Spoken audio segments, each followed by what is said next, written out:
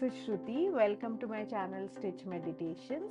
This is the place where you will learn the basics of stitch meditation, and you will also get tips and tricks about how to make it a part of your everyday life. Today we are going to focus on what kind of goals you can set for yourselves as a stitch meditation practitioner. So there could be short-term and long-term goals that you can set. I'm first going to give you tips on how to set the goals, and then we will explore some examples of short-term or long-term goals that you can set for yourself.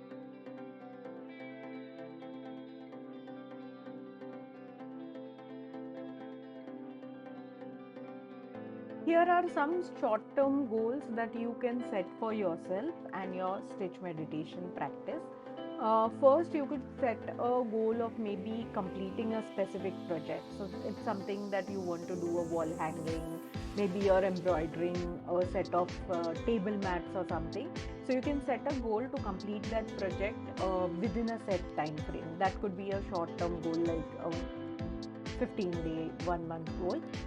Learning a new technique can also be a short-term goal, such as embroidery, quilting, or even cross stitch.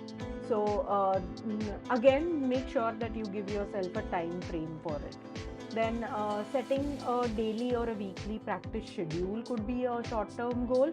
So you can decide that you want to practice stitch meditation daily or a weekly basis for a certain period of time, say 30 minutes a day for a month, something like that.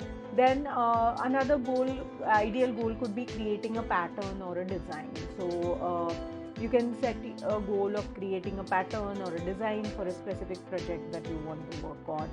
Then you can experiment with colors and textures or anything else that you want to. So you can decide that, okay, this week I'm going to experiment with different color schemes. So you can like build the color schemes beforehand and use only those colors in your practice that day. Or you can, even participate in a challenge or a swap. So a 100-day challenge would be awesome. Like you create one piece every day for 100 days, and then you display it, make it a part of exhibitions and conventions. Or you can sign up for a swap or something where two of you make stitch meditation pieces and send it to each other. You can also have something, you can build something on each other so that you can find a partner. They start a stitch meditation I won't call it a project, I'll call it a piece, and then you send it to each other, and then the other person builds on whatever the first person has built. They exchange again, they keep on building as much as you want. You can stop it wherever you want, but you can decide, like, okay, if it is a 6" by 6" piece, then swapping it once makes more sense, but if it is a larger piece, you can swap it multiple times. You can also set a goal of completing an unfinished project, which are called like unfinished objects, UFOs. So you can set a goal that you will finish this project or the object till the end of a certain goal. So remember that short-term goals will help you focus on specific aspects of your practice, like a project, a skill, or a time that you dedicate. It will also give you a sense of accomplishment when you reach them. So these are some examples of short-term goals that you can set for yourselves in a practice as a stitch meditation practitioner. Let us first discuss guidelines of how you can set your goals, what is important in that, and how can you set your goals basically. Setting goals is important because it helps you build a structure and focus for your practice, and also because it helps you track your progress over time. So I'm going to give you a few tips on how you can use stitch meditation and how you can set goals and what can you achieve. So the first important thing is that you should make your goals very specific and achievable. So rather than setting a generalized goal like I want to practice stitch meditation more, it would be ideal to be very specific about, let us say, how many times do you want to practice it in a week. So you can say that I want to practice stitch meditation 15 minutes every day for a week, or you can say that I want to complete X number of stitch meditation sessions every week. So make sure that it is realistic and achievable. Uh, Take into consideration what is your current lifestyle, what are your obligations and your commitments, what does your day look like, and then set this goal. So, for example, if you have a really hectic period going on at work and you have a lot to do at home as well, and you set an intention that I'm going to do 30 minutes of stitch meditation every morning and every evening this week, it is not going to be a very realistic goal to set. Instead, you can set a goal that I will complete 5 stitch meditation sessions in this week, either in the morning or evening, that doesn't matter, you don't define that. So make sure that you take into consideration your lifestyle and your commitments when you're setting goals. The second thing to consider is what are your motivations and what are your intentions. Why are you doing this? So think about for example, if you're doing this to sleep better, then maybe doing the sessions in the evening is going to be more helpful to you. So what do you want to achieve through your practice of stitch meditation? Basically, how do you want to feel as a result? So your goal should be aligned with your motivations and intentions, and they should take you closer to whatever benefits you are looking out for. So if it is something like stress, learning to deal with stress better, then maybe you should focus on that during your stitch meditation. Sleeping better, you can focus on that during your stitch meditation. So remember what is your motivation and your intention behind starting this practice. You can set both short term as well as long term goals. Okay, so short term goals might include something like practicing stitch meditation for, let us say, 15 minutes every day, or completing a certain number of meditations every week, whereas long term goals might include completing a number of sessions over a course of 1 year, or achieving a certain level of proficiency in a particular technique that you want to practice further. That could be your long term goal. Then the next step would be to make your goals measurable. So unless and until your goals are measurable, you are not going to be able to keep track of your progress. So example, you might set a goal of practicing stitch meditations 20 minutes every day, so it will be easy for you to know whether you did it or not. Or even like if you decide that you are going to complete 10 stitch meditation sessions per month, so this will help you track your progress and see its effectiveness when considering whether it is affecting whether it is giving you the benefits that you were looking out for in the first place. Then you should review and adjust your goals as per required. So it's not like you set a goal once and then it's a question of whether you achieve it or not.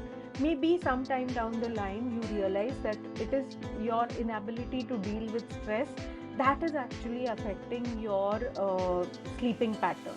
And so you decide to address the root cause, that is the ability to deal with stress, rather than going after like, yeah, I want my stitch meditation to help me sleep better. So it's okay to revise your goals.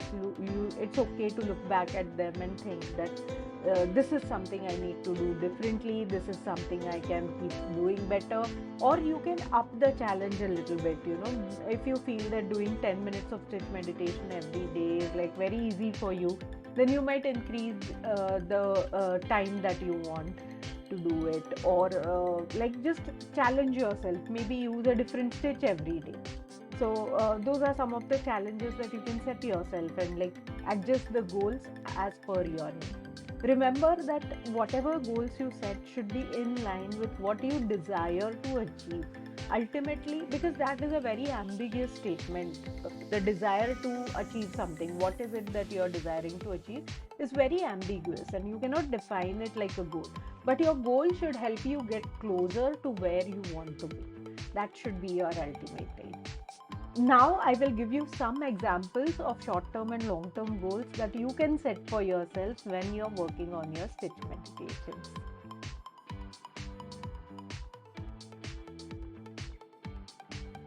Now, let us come to the long term goals that we can set for ourselves for your stitch meditation sessions.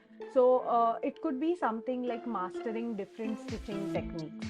So, you can set a goal to learn and master different stitching techniques like cross stitching, embroidery, and quilting. And here you set up a longer timeline for yourself. So, it's not learning but mastering that. Then completing a series of projects. So you can set a goal to complete a series of projects that build on each other, like maybe a set of frames like I am working on currently. I'm working on a set of frames that someday I would like to exhibit somewhere.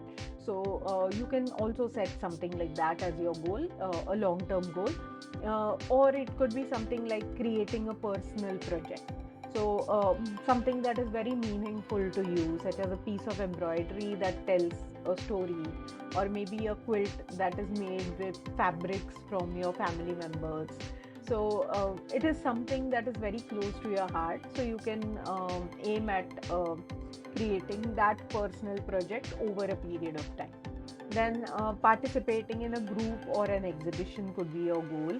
So find out how you can be a part of that group and what are you required to make for that exhibition.